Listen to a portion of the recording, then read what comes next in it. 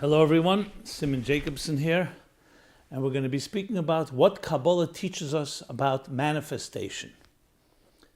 So that title itself is quite a handful. Wrap your head around it. What is manifestation? I'm sure some of you are wondering. Well, manifestation is another word for being present. You ever find yourself not feeling yourself being totally present in a certain experience, in a relationship, in a conversation? You're not really fully there. Okay, that can sound innocuous and not such a big thing, but sometimes it's a very profound thing because it means you don't know how to bring yourself entirely there. You're not secure, you're not safe. And many times it's for good reasons. If we were hurt or disappointed, if we have experiences where we were betrayed, we don't have trust. And the list goes on for us always keeping a certain caution and not completely investing, having, as they say, having one foot out the door. To protect yourself. We all have our defense mechanisms, our escape hatches, escape routes to protect us. And we don't always commit to something. And sometimes we don't commit to anything fully for that reason, because we don't want to be hurt. As I said, it could have good reason, but it also can trap us to a place where we will never really fully engage and be fully present. So manifestation is one word that captures that concept, that idea, that psychological state where you're there. I'm here with you. And that could include being vulnerable and include being possibly hurt, but you're there, completely there. We all have our masks. We have our different suits of armor. As I mentioned, defense mechanisms that we use. But have you ever wondered, has your mask become your identity? So a mask is good when you know you have an identity, and then you need a mask or you need a certain posture or projection because you're dealing with a particular environment, different people, and we all have our different masks for different situations. When I say by mask, I don't always mean it in a destructive way where you're completely conning or distorting or being deceptive or duplicitous. It means you adjust according to the people or the environment or the workplace you're at. But what happens when your mask becomes your identity? That is quite sad. Because then you lose yourself, and all you are is what you project to others, whether you're pleasing them or not pleasing them.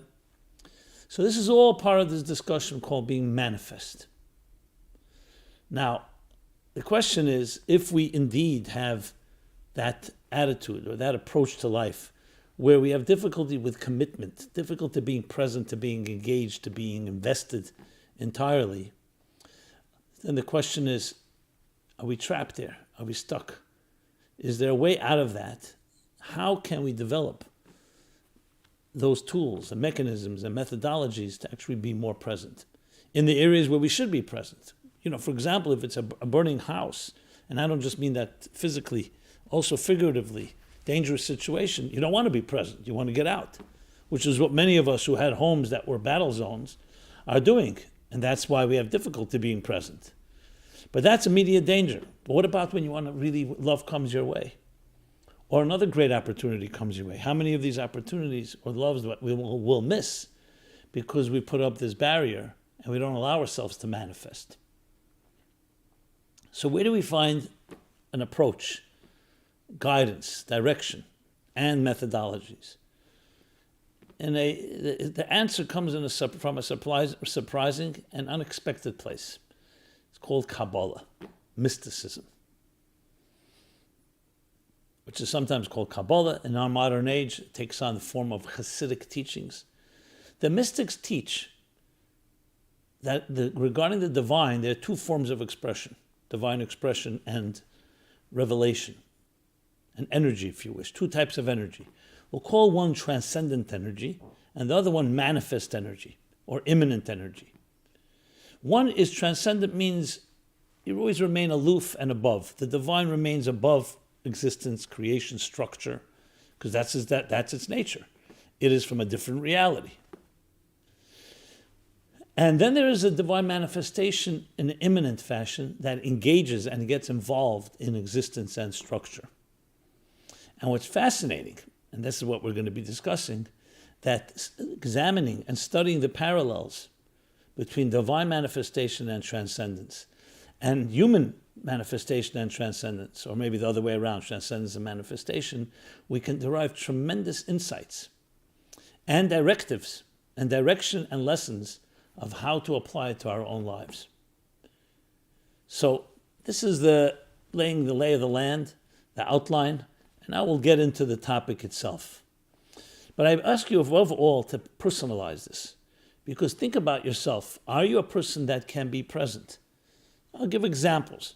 You're busy having a conversation with someone you care about, but the text comes in, or a phone call comes in, or something else, and you easily move on to something else, easily distractible. You're not completely there with the person, because if you were, and if it was really urgent, you don't want any pauses or breaks. If you were sharing your life, your deepest, your guts, you were spilling your guts to a good friend, and they suddenly take a text or a phone call, not only is it insulting, it means they're not there with you. And that alone is what we need. That's what love and nurturing is about. Think of a child in the mother's womb. The mother's womb is 24/7 constantly being nurtured. Attention. So ask yourself in your life, do you, I don't want to use the word suffer, but do you have this issue? And do you even see it as a problem? Some people don't see it as a problem. They call it multitasking. I'm able to do many things. So yes, when it comes to superficial things and things that are not that, which does not require profound and emotional, intellectual investment, yeah, you can do a bunch of things together. You could chew gum and drive a car. However, when it comes to things that are important and vital, there's an element of focus. And just like we want that focus, we need to give that focus. So many of us will answer, well, I don't have such important relationships in my life to that extent that I'm ready to invest that way. Is that the reason? That may be the reason. Or is it perhaps that it's difficult to do? So really, to benefit from what we're going to discuss here, it requires your own honest appraisal and being sincere and genuine with yourself. That's the most important thing of all. Because if you're genuine and sincere, even to the point where you acknowledge that there may be a challenge or an issue, then there's something to talk about. But if you're going to lie to yourself, or you want to just be comfortable and not face this issue, it's going to be more difficult. And I say it bluntly because, let's be honest, like most things, if you really want to grow, you have to be able to look at yourself in the mirror and even look deeper into places that sometimes are uncomfortable. So I ask you to do that. Obviously, it's your call, and I'm not here, as you know, my approach is not an assault on anyone's psyche, but I do need to state this at the outset because it's so vital in this process, because many of us do delude ourselves out of being comfortable, because it's not an easy thing to confront yourself in how present you are. Very many of us do not like to admit I'm not present, not only to others, but even to ourselves. So that's something that you need to determine, how much you want to be present, even what we're talking about, and how much you want to apply it. But as you know, I speak openly and candidly, and that's a critical component. So now let's discuss it. We'll discuss it first on the cognitive, on a cerebral and intellectual level, on a spiritual level. I mentioned divine manifestation and transcendence. So there are words used in the Kabbalah and the Hasidic literature. I'll refer to them, but I don't want it to be an impediment to use words that can be restrictive or in any way prohibitive to listen to this. I'll mention the words, the actual terms used in these texts at the end of the explanation. Let me begin with the explanation. So what does it mean, transcendence and imminence? Transcendence, as the word implies, means you transcend, you're above. I used before the word aloof. Aloof can be a positive, it can be a negative. Aloof can be detached and indifferent, but aloof could also mean because you're above it, so you're not affected by it quite that way. So when we're talking about the divine, which means anything that's greater than ourselves, it by definition is transcendent. It's above and beyond who we are. Meaning who we are means humans and as well as existence itself. But the question is, the theological question that the mystics ask, is the divine also present with us? Or is it always removed and distant? And for good reasons, because it's of a different reality. And the answer is it is present, because the whole purpose of existence is that there be a relationship. Let me move it right away to the human level. We have a transcendent side, each one of us. Your unique personality, that place that almost nobody can actually enter. Even you can't, you're not always even conscious of it. It's like your core essence. I use an example very often. For example, you're sitting right now wherever you are. What is your left leg doing this moment? So before I asked that question, your left leg was there, and it was living and existing, but you were not thinking about it. That doesn't mean does it exist less? No, it means that's on a core level that does not have, defies expression. Then when you think, what's my left leg doing? You suddenly become aware. So awareness in this sense is almost a descent. It's a state where you're going down from the core state. In other words, core living really has no consciousness and no awareness. If someone asks you, what does it feel like being healthy? If you have any answer to that, then there's a problem. Health shouldn't have any feeling. It's a non-sensation reality. I exist. What does it feel like existing? If there's a sensation, a blunt sensation, a sharp sensation, a cold sensation, a warm sensation, that's already an expressive element. So all of us have what we call the transcendent side. Transcendent means it's not defined by a particular conscious awareness and definition. That's a key word, definition. But it's there. It's a reality. It's like when you're in the zone and you're not thinking about it, you're just doing it. That's, in a sense, a transcendent state. What is a manifest state or an imminent state? When you're consciously aware and engaged in something. So if you think about it from that perspective, and this is not necessarily out of weakness, you can say transcendence is the optimal. Why should I be immersed and involved in a defined way and be involved in this and not in that? I remain always transcendent. I remain always aloof. I remain always apart. And there is a part of us, as I said, even in the deepest engagements with people and experiences, that remains beyond everything.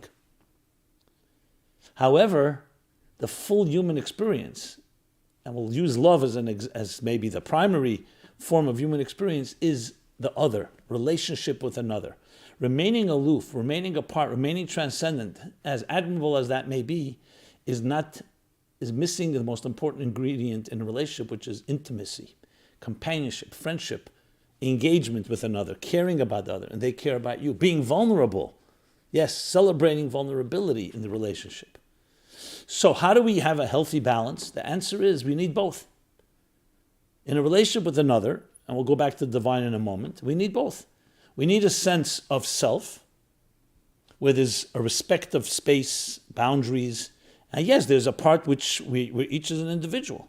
But then you also need closeness, and you need manifestation. So the healthy balance is to have both. The expression Hillel uses is, if I'm not for myself, who will be for me? That's the transcendent, that's the self. If I am only for myself, what am I? Which means if you don't engage and involve and the interaction and interconnectivity, and I would even say the complementation, the synergy that each gives the other, you don't really have a relationship. There's no love. So love is not just closeness. Love is also respect and a certain sense of awe. I would even use the word mystique, the mystery. There's something transcendent about the relationship that is elusive and is not able to be owned. So manifestation or imminence on its own is like owning it. It's connected to you and that you have it in a way. Transcendence is you never own it because it's always above you, even your own transcendent self. And the beautiful relationship is when you have both. And the mystics explain this on the divine level, that the divine is completely beyond anything that exists. So you could technically and theologically and philosophically argue that the divine is always apart. And we are not the divine. We're human. We're mortals. The divine is immortal. We have limitations, we have definitions, we have parameters, and the divine has no parameters. And yet, the key beautiful thing is that there is a marriage. There is a harmony, there's a synergy, where heaven meets earth, where the infinite meets the finite, where eternity kisses the temporary, and that we could find the extraordinary in the ordinary, and we can find the eternal in the moment.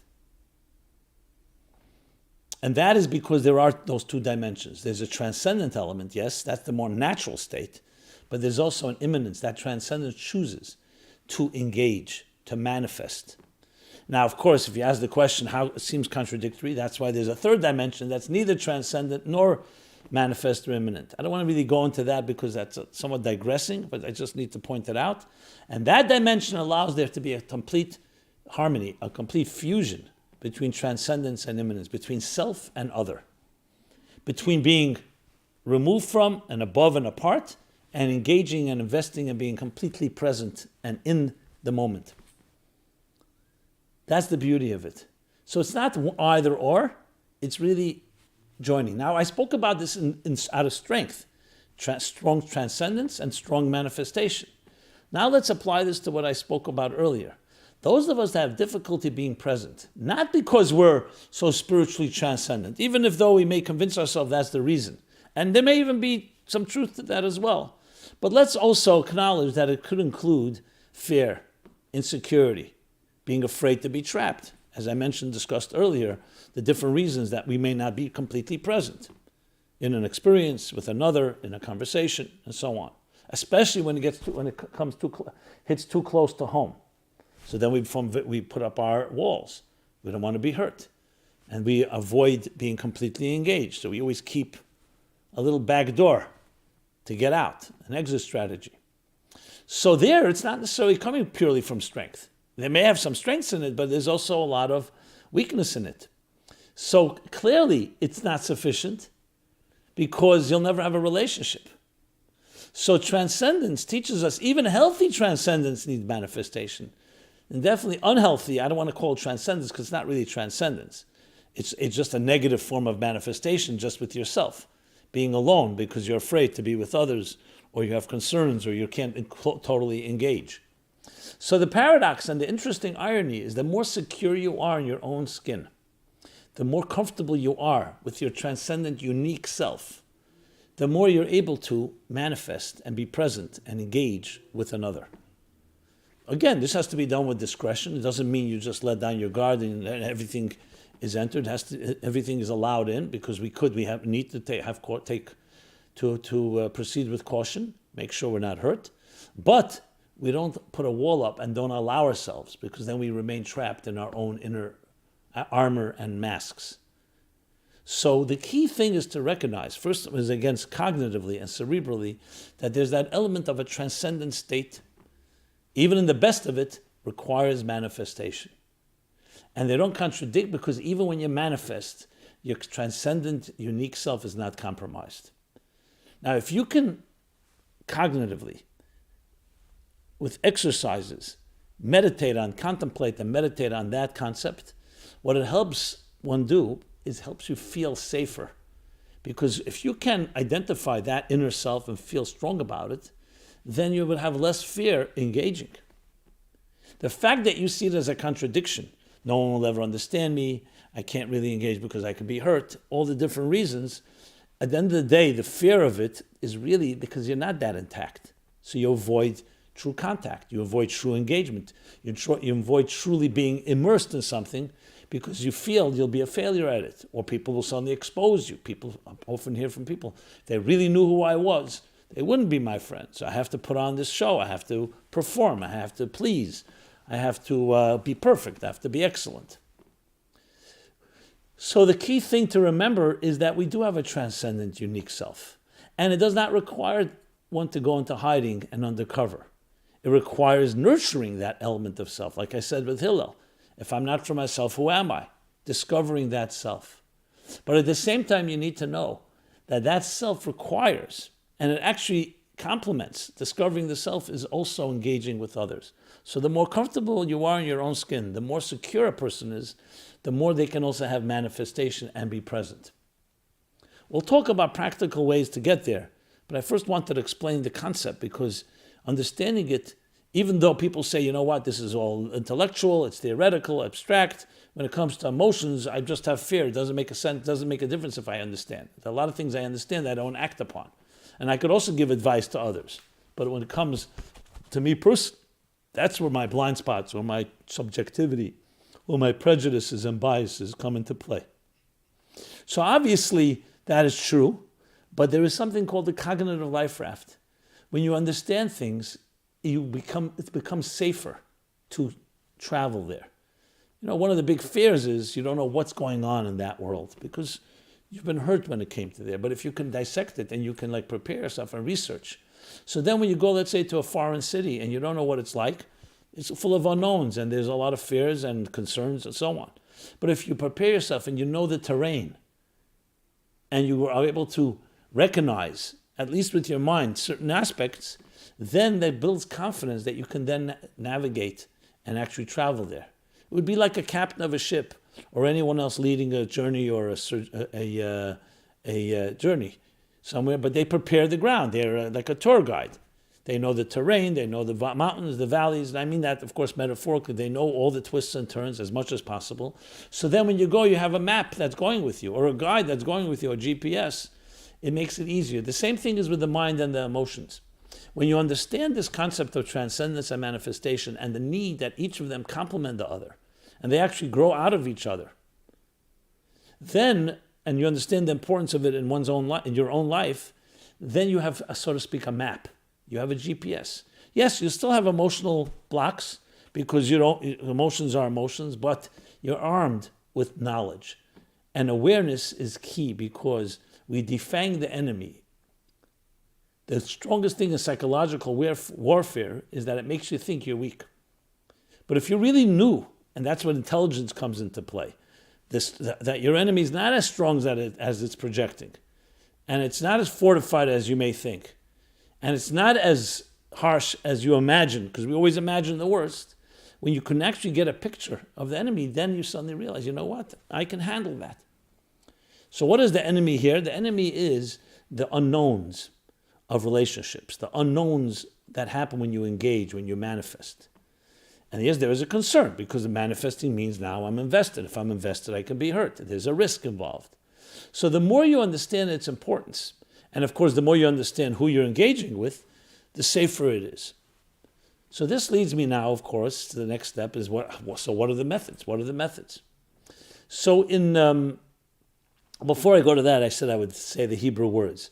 So the words in the Kabbalistic mystical language, the Hebrew words, in the Zohar and then later in other Kabbalistic works and then Hasidic works, for transcendence and imminence is a few different words we're going to use. One is called makif and pnimi. Those of you familiar with these words is helpful, and if it's not, you can ignore the word. It's not meant to be a distraction. It's just meant to ground the ideas in sources. Makif literally means to surround. But in truth, as explained in the Tanya, it means not surround, it means it's not within. It's from without, it's transcendent. So transcendent is the word makif. Pnimi means internal, invested, I am here, I'm present, I am integrated. That's one expression. Another expression in Kabbalistic language is igulim v'yesher. This is interesting. Igulim means circles. Yesher means a line. I've written about this in some articles. There's an article you'll find online at meaningfullife.com. Zeros and ones. So you get down to the basic language, machine language. Without interfaces, it comes down to a bunch of zeros and ones. Zeros are circles, ones are lines. The circle represents the transcendent, like infinity. A circle has no top and no bottom, no beginning, no end. A line has clearly a top and a bottom and its gradations. And you need both, igulim and yesher. And finally, in the Hasidic lexicon, lingo, the word for it is sovev kol almin and mamala kol almin. It actually also comes from the Zohar. But this is, sovev also means surround, it surrounds, and mamala kol means it fills up. What essentially is the transcendent and the imminent. And all of us, every human being has both elements in many, many ways. Transcendent faculties, for example, is your will, your desire, your pleasure. It doesn't have a localized space where it occupies within your system. It, in a sense, hovers over and drives everything you do. On the other hand, what are imminent faculties? What are pnimiyas dika? What we call koiches pnimiyim, imminent faculties? That would be intelligence, it's in the mind. Emotions in the heart. Eye is vision in your eyes, hearing in your ears. So these are imminent because they manifest in a very particular part and in a very particular way.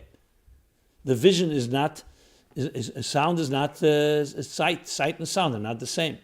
The desire to see or the desire to hear, There's a certain equalizer. It's also, I don't want to go too deep into that because it's another discussion. I've talked about it at different times. But this plays itself out everywhere in life. When you stand before an awe, before a natural wonder, or any experience of awe, a magical moment, the birth of a child, falling in love, marriage, marrying off your children, anything of that nature, there's transcendence manifesting, awe. It's beyond you. It like lifts you up. You almost disappear and melt and dissolve in the experience. So that's you melting and dissolving in the experience. And then there's the other way where you integrate, where you internalize it, you understand it, you appreciate it, you're present in that way. So there are times we need to like just dissolve, just stand in awe of something, a magical moment, and there are times that we need to internalize it. And they complement each other. To take it back to relationships, manifestation is essentially the art of being there. And being there entirely, because in that moment, that's where you should be and nothing else is taking place. That requires a lot of confidence, a lot of feeling secure and trust. But it's not a contradiction to the transcendent part, which is not manifest quite there. So now, methods. Generally speaking, when we talk about how to manifest, we need to find examples of where there's manifestation. And we need to find examples that will work. Because if you try cold turkey, try to do something completely you have never done, it's out of your comfort zone, if it's very uncomfortable, you're probably not going to continue doing it. So we need exercises that will be sustainable, that will be maintainable, and will be actionable. So my suggestion would be is to try to find something in your life that you enjoy. You know, to manifest and be present in something you don't enjoy is just going to make the battle more difficult. Because then we have two battles. You don't like it, and you generally don't like to be present completely. Things you truly enjoy. There may be a person in your life you really enjoy having a conversation with. So maybe schedule a time and sit down and shut your phone off. You know, and do it very deliberately. You can even say you're doing it, and try to have a conversation without any distractions. It could be an activity, a hobby. I would even submit that all of us do this to some way, but it's usually done in things that are pleasurable. You know, I see people watching sports or other more superficial things. They can watch a movie and completely be absorbed with it, absorbed in it. However, that's not a good example because that's really sometimes a distraction. That's why we're talking about things where that has a productive result. With other people, it's usually the most effective. But it could also be with projects that are productive, that produce something. This does not mean you cannot enjoy yourself and listen to music and be absorbed by that, but it means best to try to do it in areas that you're not doing it already where you're comfortable, because then it will become part of your comfort zone. You want to break away from the comfort and find yourself manifesting and being present in things that you have not done until now. Now, why did I begin with that? Because if I said to you, you know what, why don't you find someone to love and really be there, present, and so on? Yeah, that's nice to say, and we all love it. But if you haven't done it till now, or you have concerns about it, just me telling you do it is not going to suddenly resolve it. That's why the approach is do small battles that will lead to the harder situation. Like I've often said, when you want to untangle a ball of yarn or a bunch of wires, you don't try to untangle the hardest part or hair. First untangle the periphery, the easier tangled stuff. Divide and conquer is the right expression. And then when you isolate and see only that part, firstly you have less to deal with, and then you can focus on that and slowly do that. So I'm a big believer in action breeds action. You don't need to do it all. Begin in areas that are not quite your routine, but not completely that you're completely resistant to. And that opens you up. It's like an exercise. It's conditioning. You're not going to run a 21-mile marathon if you can't run a mile. So it's running the mile, trying to do something on a smaller scale, but broadening your horizon, which will open you up to be able to manifest and be present in more serious and more important things. And there's nothing wrong if it's for ulterior motives. You know, many people are invested when they gain something from it. You know, like if you're going to invest your money somewhere, or you want to make a pitch, or you want to make a sale, or you want to really gain something, you're going to be more present. hopefully. So ulterior motives doesn't matter. The key thing is to find experiences, but deliberately. Now, I should add that based on what I said earlier, there are people who manifest very well, but they're not manifesting in a healthy way. They're always pleasing others. They're always there. And they're lacking the first point, their own transcendent, unique identity. In Hillel's words, if I'm not for myself, who will be for me? Some of us have lost our identities in helping and pleasing others. So it's beautiful to please others, beautiful to be nice, not at the expense of losing yourself, because you know the truth is, and it's another irony, but it's correct, you're not really present. You're doing it because you feel insecure and you feel that's the only way that you'll be valued, which is ultimately going to backfire. You're going to be resentful because you really did not manifest yourself. You just lost yourself in the presence of others by being there. And you never fed yourself. That has to come back to bite you. So we have to understand there's also the other side of things where you're too present and too manifest for the wrong reasons. So that's something that needs to be assessed. And that always leads me to having a mentor, having someone you can speak to, because you don't want to get yourself trapped that you convince yourself that what you're doing is the right way and for the right reasons. So you want to have some healthy assessment and a good sounding board that can review with you and get beyond any of your traps and your own blind spots and prejudices. So that's one way. Let's talk about some others. You know, they talk about today mindfulness. Mindfulness is really an extension of the concept of being present. Mindfulness could even be in how you take a piece of food in your mouth. I remember a few years ago, I do a program called My Life Chassidus Applied every Sunday, which you can watch. It's a live program every Sunday, 8 p.m. You can just check it out on meaningfullife.com or chassidusapplied.com. And an outgrowth of that, we did an essay contest. We do an essay contest every year where people write essays that apply ideas from mysticism, from Hasidic thought, to contemporary issues.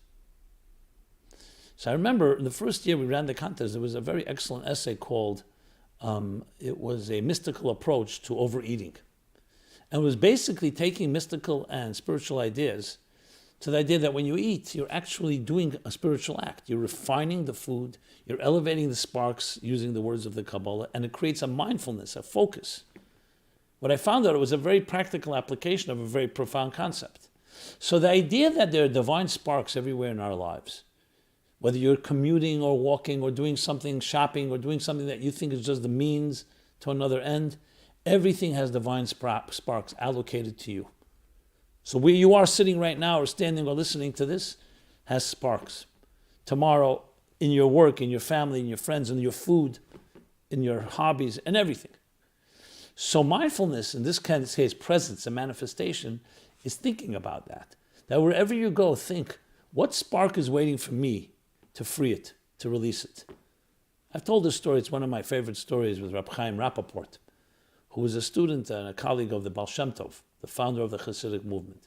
So the Baal Shem Tov once sent him on a mission somewhere to accomplish something. He came back and the Baal Shem Tov insisted, mission accomplished, he insisted to know, how did you travel there? So, it seemed like irrelevant, but the Baal Shem Tov wants to know. So he said, the first night I stayed in an inn, second night there was nowhere to sleep, so I slept, I camped out of the side of the road. In the morning I woke up, I washed my hands, I said my prayers, and then I sat down to have a little breakfast meal. There was a brook of water on the side of the road, a brook of water, and I went over and took a cup, made a blessing, and drank the water. The Baal Shem Tov jumped up with excitement and said, that water was waiting from the beginning of time for you to come to make a blessing on it. That story touches me profoundly, and it actually energized me. I travel, we all travel, you come to different places, and you think to yourself, you sometimes to come to a place, many people have been in this place before, but you have not been here. Or you've not been here in this time and this period in history. And what sparks are waiting? What brook of water or other experience are waiting for you to do something that you and only you can do? That's called manifestation. You're not just spiritually transcendent and aloof and wherever I go, things happen. But the detail, a small detail, a little child comes over to you, something that may not be dramatic and significant in the sense where people are going to give you awards and it's going to, attract headlines. Those small little gestures, those are where real manifestation takes place. And that's the powerful mystical concept, the divine, as beyond and transcendent it can be found in the smallest fiber of existence. Recently I've been looking into the DNA, human DNA. It's really divine DNA. And it's fascinating how such simple building blocks define the entire diversity of the population of existence. 7.5 billion of us, and every form of life, the billions and trillions of forms of life everywhere. Just a few certain codes. Just the question is the sequence. Those 4 key building blocks. Amazing. What does that tell you? That the detail in every cell, in every fiber, there's tremendous, in the manifestation, there's tremendous infinity. So yes, to find infinity in the big picture, that goes without saying. But to find infinity in the finite, and not just in the finite, in the minute, in a little corner, in a detail, that is like, what can I tell you? That's awesome. That's even more transcendent than transcendence. Because transcendence is transcending itself to be discovered in that way. Small drink of water, small gesture, entire creation, entire existence was waiting for you to do that. And you, not me. And the things I have to do, it's me and not you. Not to the exclusion, but it means each of us has our allocated sparks. It's a tremendous concept. It's a tremendous way of looking at life. The whole concept of monotony, I'm bored, would disappear if everything that came our way, we saw that energy waiting to be released. It's waiting for you to release it. But that requires a mindfulness. It requires a focus. It requires manifestation. So the divine manifestation teaches us about our manifestation, just as divine transcendence teaches us about our transcendence. And the true harmonious, the true balanced life, the true formula is when there's a real symbiosis between these two, where they complement each other, and each feeds the other, and one does not annihilate the other, because both are necessary for the healthy human being. It's a relationship, and a relationship requires that element of the mystique, the awe, the transcendent, and an element of manifestation and presence. This is in some ways, hopefully put into palatable terms, palpable and palatable, I should say, terms, concepts that are quite abstract and quite profound and quite mystical and cryptic when you read them in the sources. But it's ultimately the fusion, the joining of these two forces, the transcendent and the imminent, that is the key to all harmony in life, individually, personally, and collectively. Because when you have those both coming in a healthy way, in a way that they complement each other, then what you really have is the key and the ingredients to everything that is healthy, to everything that is productive and functional. Not just functional, thriving.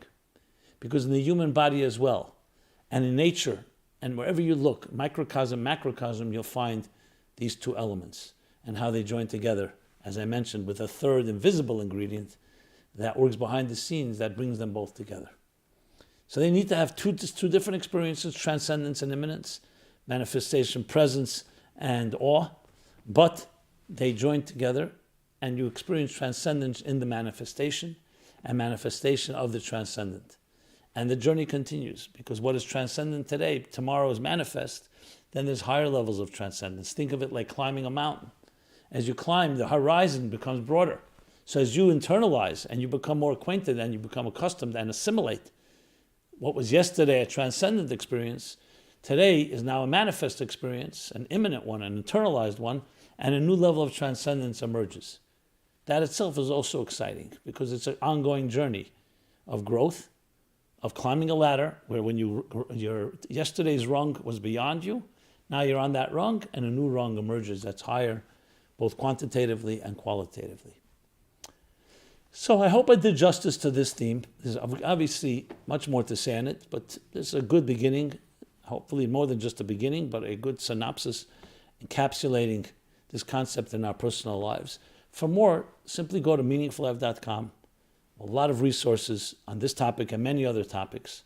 If you're here for the first time, really please take advantage. Stay in touch with us. Share this, like it, all the different words used. And we're on all the different channels, whether it's the internet and web or social media and other platforms, podcasts, and all this is of course this is live and being recorded and archived. And please partner with us in this journey of transcendence and imminence, the journey of transcendence and manifestation, being present, integrating, being there entirely. It enriches life and creates the true healthy platform for beautiful relationships, enduring ones, eternal relationships, even in our impermanent lives. So, this has been Simon Jacobson every Wednesday. We're here at 8:30 p.m. is when it's live, and it's always an honor. Please stay in touch. Again, meaningfullife.com, and we're here for you, and hopefully you're here for us.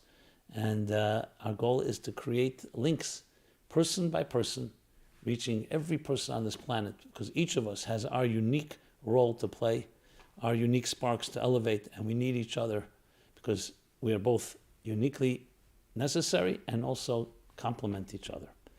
Be blessed. Thank you very much.